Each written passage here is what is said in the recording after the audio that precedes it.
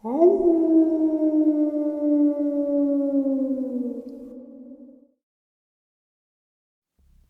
greetings and salutations, everyone. I hope everyone is doing well today. Today, I have an assortment of terrifying Dogman encounters to share with you. Before we get into that, though, a couple links I'd like to share. As you know, I rely on Patreon, PayPal, and my merch store to help the channel to continue to grow and go. Those links are in the description below. Also, Dogman Frightening Encounters, Volume 1, 2, and 3, the audiobook versions. They were written and researched by Tom Lyons, narrated and produced by me, Jeffrey Nadolny. They are available on Audible, Amazon, and iTunes. The links to those are also in the description as well. Now, everyone, I have taken far too much of your time. Let's get on with today's upload. Shall we? Before we get into the upload, I promised my daughter I would make this little announcement for her. She bought me a little plant today for my studio, and sitting right aside of my mic setup is Audrey 3. Now, those of you who are my age and older will know who Audrey 2 is. Audrey 3 is a Venus flytrap, and she is absolutely fascinating. I fed her a little bit of strawberry today, and pretty neat to watch. But I promised my daughter that I would talk about Audrey 3, and I did. So let's get into the encounters. Today's first encounter. I grew up in the state of Michigan in a small town called Port Austin near the Great Lake Huron. It's definitely a small town with not much to do besides peruse the mom and pop shops or go to a diner in the center of town and check out some cool classic cars at a show it held once a week. Whenever I could, I chose to escape the mundanity and go to my father's cabin in the neighboring city of Grindstone. It was a small country town with nothing much but woods, farmland, perfect for hunting and fishing. At the time, I was 14 years old, and I went up for the weekend with my older brother, a Marine straight out of Iraq, returning home that same weekend for a short hunting trip. My brother was tough as nails and wasn't afraid of anything, but that day, I would see a side of him I wouldn't soon forget. We took the ATV and headed out to the cornfield with the abandoned farmhouse. To set the scene, we were hunting pheasant in a cornfield that opens up to a clearing, and beyond that is dense woods. We entered from the opposite side, which is smaller, lighter, woodsy area, but has a trail where we parked the ATV that leads out to the cornfield. We headed out fairly late, about 4 p.m. after fishing earlier that day, and hadn't had much luck, so we were deciding to head back around 7 p.m. We were in the abandoned farmhouse. I was exploring. My brother had sat down in an old chair and had a cigarette. He called me over to the front to check something out. His face was pale, and he choked out the words, "Look over there." I saw a huge wolf about 300 yards in the clearing ahead of me, standing on its hind legs. This thing was massive and covered in thick black fur. I couldn't really see how tall it exactly was from the distance, but its front legs looked huge and muscular, with an odd-shaped torso, long, slender hind legs. My brother told me to grab one of the shotguns, and when he heard him, it turned and looked directly at us, seeming to be leering slightly. It then took a few strides on its hind legs, then went down on all fours and darted into the cornfield in the direction of the ATV. It was starting to get dark now. The sky was red, purple, and orange.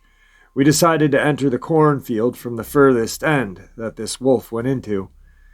I was on flashlight duty while he walked ahead of me with the shotgun, and the entire time I felt like I was being watched. And I swear I heard nearby rustling and low growls and snarls when we would stop. Eventually, what was a 10-minute walk seemed to take an hour. We made it to the trail where the ATV was parked. I started to calm down now that I could see my surroundings better, and that's when I heard the iconic horror movie cliche of a branch or twig snap followed by rustling in the cornfield behind us. I shined the flashlight on a patch of stalks where I thought I heard the movement, and sure enough, saw a pair of yellow reflective eyes about 6 feet high through the crack in the corn stalks. My brother yelled, "Fuck off!" Then it let out a loud, eerie howl that sounded like it was right in my ear. My brother fired once, hitting the top of the stalk, and told me to hightail it to the ATV and get it started. I started it, and when I felt him jump on the back after me, I punched the throttle and floored it across the access road, and then onto the main road that cuts through the town. I looked behind me once and saw a huge black mass dart across the road quickly from out of the cornfield into the darkness of the woods. We headed back to the house in the town that night and didn't return until 12 p.m. the next day to collect our things from the cabin, still unnerved. I had always heard rumors of the Michigan Dogman, but I always thought it was just an old wives' tale like the boogeyman that my dad told me to scare me straight as a child, or just some state urban legend like the skunk ape of Florida or the chupacabra. This day my brother and I talk about it over some beers, but it was definitely a scary experience for both of us. I still go hunting in those parts to this day, but haven't seen anything since, and I hope that I don't see it again. Today's second encounter. I had served 3 years in the Marine Corps and am now working in the Painters Union. However, with COVID, a lot of work is being postponed or altogether canceled. So, I've got a lot of time to spend with family. One family member in particular is my brother. For this, I'll just call him G. One thing he enjoys doing is walking our grandfather's property, surrounding woods, dirt roads at night. It's a good way to clear our heads, talk, and catch up on things. This particular night, we walked the 10-acre field, then proceeded down the driveway to the dirt road. The house is out in the boondocks, so it's mostly fields or woods. The driveway is roughly a quarter mile, bordered by cedar trees on either side. The dirt road cuts left sharply, and is bordered by thick woods on both sides. Halfway down the driveway, I began to notice just how eerily quiet it was. No crickets, frogs, or anything. I wasn't sure how I hadn't noticed it before, as we had already been out for at least an hour. Anyone who hunts or spends a lot of time in the woods will know that silence, and know it's nature's way of saying something else is hunting right now. I asked G if he noticed it, and he didn't say anything. He just nodded. I couldn't help but notice he continued looking over his shoulder. We continued down the dirt road, albeit more cautiously, until we grew complacent with the silence and began talking again. We went on like this for another half hour, talking about games, girls, cars, random generated topics. G was in the middle of speaking when I heard leaves crunching from our left. I stopped to listen, but there was nothing. I asked if he heard it, and he said no. At this point, we continue walking silently, and this time he heard it, but I did not. A faint stepping through the leaves next to him. We decided not to test it and turned to head back when we heard the leaves rustling violently, as though something was running back into the woods. All the way back to the driveway, we heard nothing. Despite not hearing or seeing anything, I felt like something was watching us, waiting for us to slip up or lag. G could feel it as well, and that feeling persisted all the way back to the house. Once inside, we calmed down and decided to play some Call of Duty. Not any of the new, but we decided to play the throwback to World War Zombies. We're geeks, I know, but it's fun nonetheless. We played for hours until around 2:30, and when I went out to my truck to get my phone charger, I made my way over to the back door leading out to the field, where the cedar tree that lined the driveway was to the right. My truck was roughly 50 yards from that door. As I stepped outside, I immediately felt off, as though danger was waiting.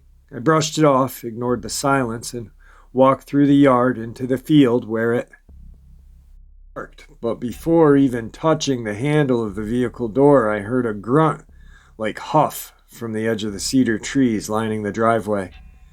I immediately assumed it was a deer, so I looked over, and when I did, I was petrified. Standing just outside the tree line in the moonlight was the face. Black fur, wolfish head, yellowish orange eyes. I could see it in full view on all fours. It really did look like a huge wolf, and it was staring right at me. I wanted to run, but then it stood up on its hind legs, and somehow I found it even harder to move. Its face. It took a small step toward me with a low growl. Now that I look back, I think it was testing my aggressiveness like some dogs or wolves would. I still wouldn't budge. However, when this thing curled its wolfish lips into what I can only describe a sadistic smile, I finally broke and ran back into the house, forgetting my charger. It didn't even chase me. I felt like it was just toying with me. Time to calm down, I finally explained to G what I saw. He didn't call me crazy or didn't disbelieve me. I grew up around paranormal things, and even some things when I served. I hope I never see that thing again. Just because something hasn't been proven to exist doesn't mean it's not out there. After all, the gorilla was folklore for nearly 100 years before it was proven to exist. There are things out there, and some of them are the stuff of nightmares. Today's third encounter. So my girlfriend and I had recently started dating. Being young, 17 and 16, and dumb, we decided to sneak out as much as possible to stargaze.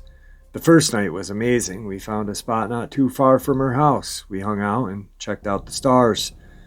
The second night was different. We went to the exact same spot and everything. The area felt off and uncomfortable. Then we heard tapping on the back of my car. This will remain a constant event, by the way. We decided to go to another spot and see if that was any better.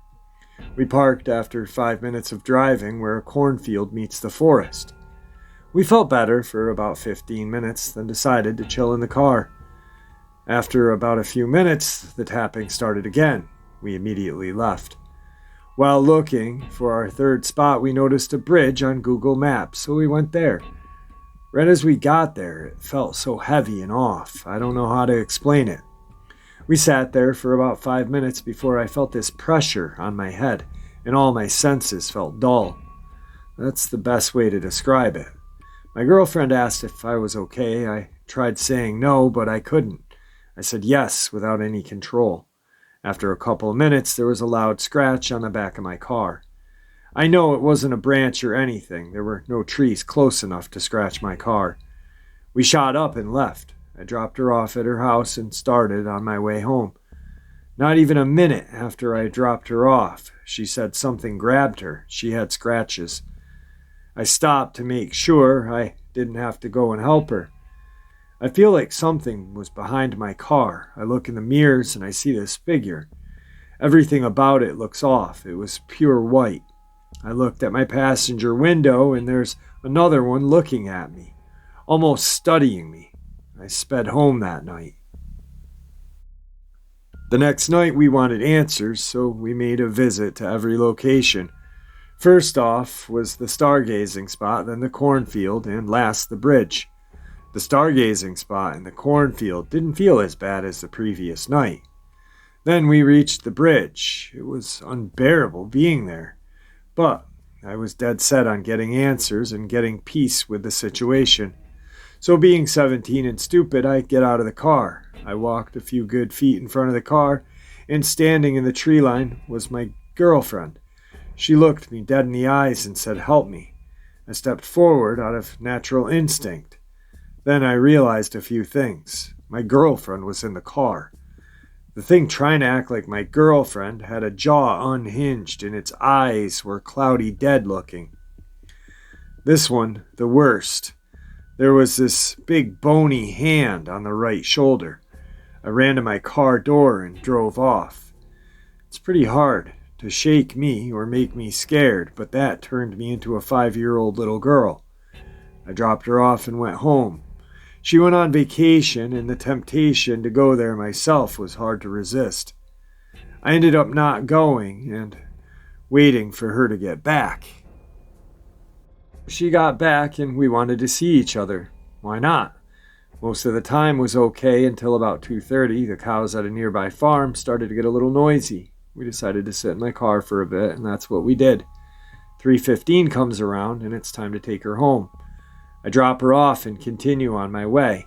I get to the first stop sign and standing in the middle of the road with my girlfriend. But everything was just off about her. She looked wrong. Then she said, "Help me."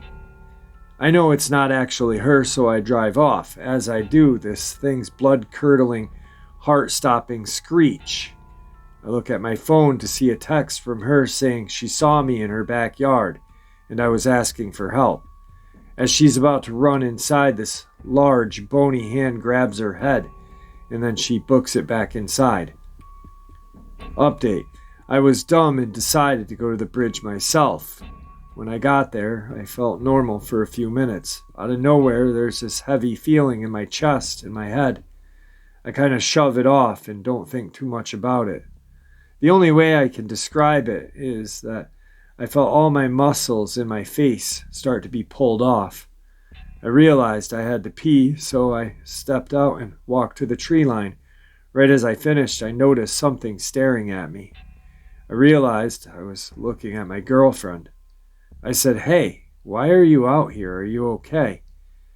It was at this point I realized that my girlfriend is at her house sleeping, which is a good 15 minutes away. The thing said, "Help me. I need help." Her voice was flawless and perfect. I stepped forward out of instinct. When I got within arm's reach, it lunged at me. I blacked out. When roughly an hour had passed, I didn't know where I was. I checked my phone. The time read 3:45. I looked at Life 360 and saw where the bridge was and my car. I was about a little over a mile away. I'm not in the best shape, but I needed to get to my car. So I ran as hard as I could to my car, made it there in about 15 minutes. When I got in, I locked all the doors and started crying my eyes out for half an hour. I needed to get home, so I pulled out and started on my way back. As I reached the stop sign, there was this scream and someone shouting help in my girlfriend's voice. I knew it wasn't her. I pulled onto the road and sped home. The entire time they followed me home and screamed the entire time back. After that night, nothing else had happened. We really have no idea what that thing or things were. I wanted to share that encounter with you. I've got a ton of encounters, not just Dogman, a lot of different things that are very strange out in the wooded area of America and other countries. But, you know, I can't help but wonder. Every time I hear a story like this that has no definitive creature, like a Sasquatch is a Sasquatch, a Dogman is a Dogman. These things that people call the rake, which is a creepypasta, please don't argue with me on that, because the quote historical facts are made up. It is a true creepypasta. There is no such thing as the rake, please. That's the God's honest truth. But there are creatures that resemble this thing. Now, I want to think that they come from these portals. And I really do believe they do, because there's no other explanation. Maybe they come from underground, but for some reason, I believe they come from these portals. And these are the things that scare me worse than the Dogman and the Sasquatch. I don't know why they do, but they do. They freak me out. I'd much rather, and I have seen a Dogman. I would much rather see the Dogman or experience that night that I experienced with my friends back in 1994 than see one of these things. I don't know why, but that's just how I feel. Anyway, I just thought I'd share that with you. Today's fourth encounter. This took place a year ago. Before we go any further into this experience, I'm going to explain how my house is set up, as it's important. My house is an old 2-story house.